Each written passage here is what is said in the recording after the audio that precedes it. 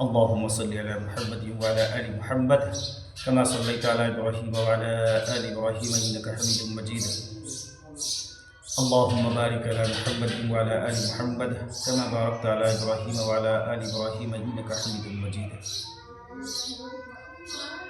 بھائیو، دوستو اور میرے عزیز ساتھیو، آج کی حدیث حضرت امام حسین رضی اللہ تعالی عنہ کا علمی مشغلہ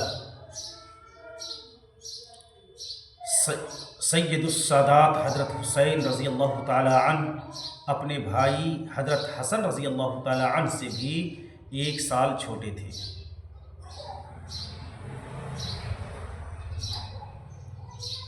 اس لیے ان کی عمر حضور اقدس صلی اللہ علیہ وسلم کے وصال کے وقت اور بھی کم تھی، یعنی 6 برس اور چند ماہ.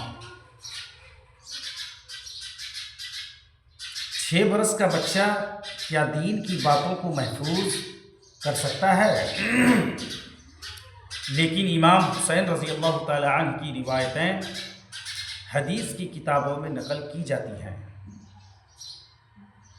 اور محدثین نے اس جماعت میں ان کا شمار کیا ہے جن سے 8 حدیثیں منقول ہیں.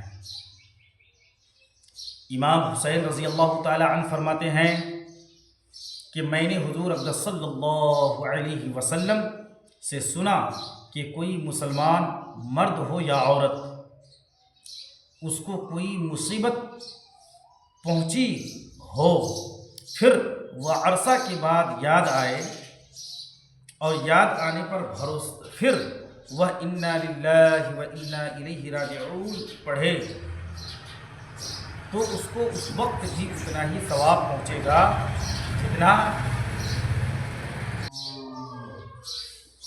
جتنا کہ مصیبت کے وقت پہنچتا تھا. یہ بھی حضور صلی اللہ علیہ وسلم کا ارشاد ہے کہ میری امت جب دریا پر سوار ہو، آپ صلی اللہ علیہ وسلم فرما رہے ہیں کہ میری امت جب دریا پر سوار ہو اور سوار ہوتے وقت بسم اللہ مجریہا و مرساہا ان ربی لغفور رحیم پڑھے تو یہ ڈوبنے سے امن کا ذریعہ ہے، اللہ دریا میں حفاظت فرمائے گا. حضرت حسین رضی اللہ تعالی عنہ نے 25 حج پیدل کیے ہیں. نماز اور روزہ کی بھی بہت کثرت فرماتے تھے، اور صدقہ اور دین کے ہر کام میں کثرت کا اہتمام تھا.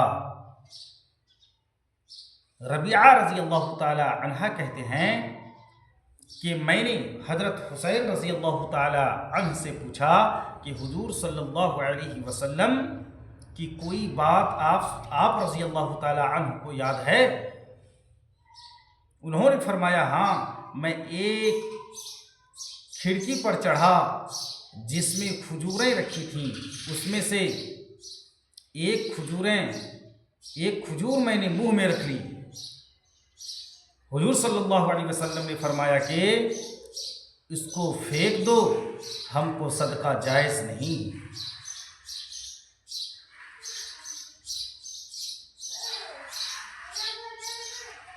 غور کر سکتے ہیں میرے بھائی دوستو کہ آپ صلی اللہ علیہ وسلم کتنا غربت کی زندگی گزارے ہیں، فاقہ کشی میں وقت زندگی گزارے ہیں،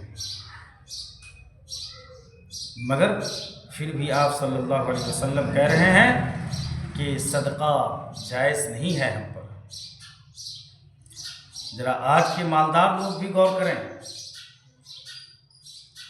کہ ہم مسجدوں میں جاتے ہیں،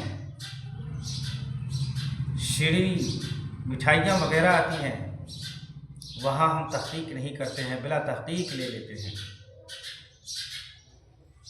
مالداروں کے اوپر منت کا سامان جائز نہیں ہے.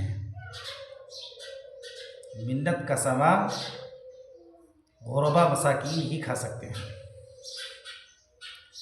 اس لیے بھائی دوستو اور میرے عزیز ساتھیوں، اس سے پرہیز کریں گے.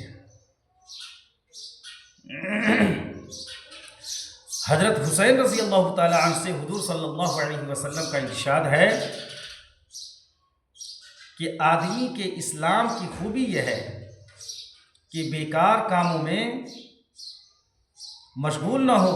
ان کے علاوہ اور بھی متعدد روایات آپ رضی اللہ تعالی عنہ سے منقول ہے۔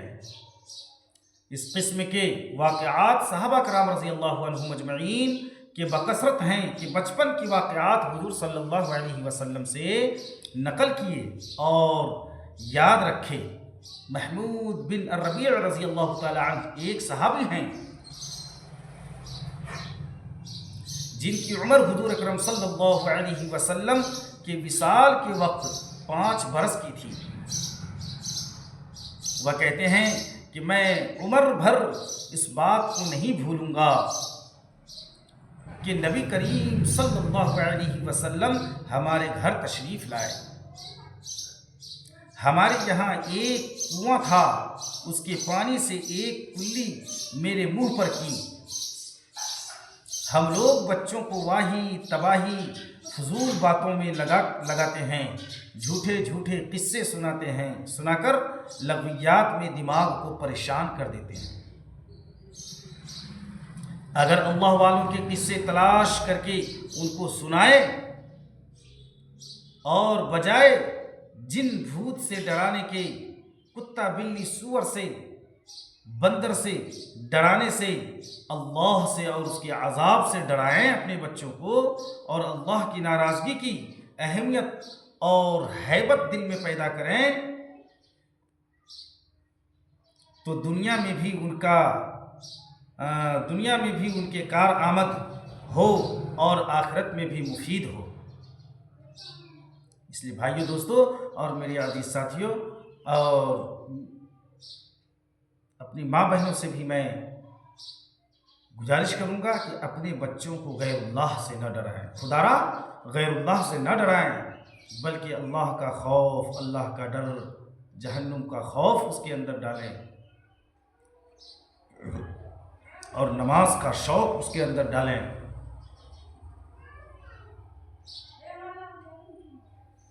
یہی بچپن کا زمانہ حافظہ کی قوت کا زمانہ ہوتا ہے، اس وقت کا یاد کیا ہوا کبھی بھی نہیں بھولتا۔ ایسے وقت میں اگر قرآن پاک حفظ کرا دیا جائے تو نہ کوئی دقت ہو، نہ وقت خرچ ہو۔ میں نے اپنے والد صاحب نور اللہ مرقدہ سے بھی بارہا سنا اور اپنے گھر کی بوڑھیوں سے بھی سنا ہے کہ میرے والد صاحب رحمۃ اللہ علیہ کا جب دودھ چھڑایا گیا ہے، پاؤ پارا حفظ ہو چکا تھا۔ اللہ سمجھ۔ آج ہم اپنے بچوں کو دنیاوی قصے سناتے ہیں،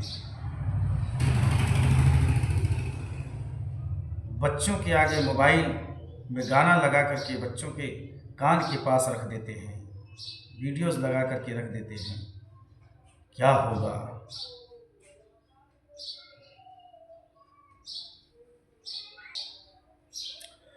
اور 7ویں برس کی عمر میں قرآن شریف پورا حفظ ہو چکا تھا، اور وہ اپنے والد یعنی میرے دادا سے مخفی فارسی کا بھی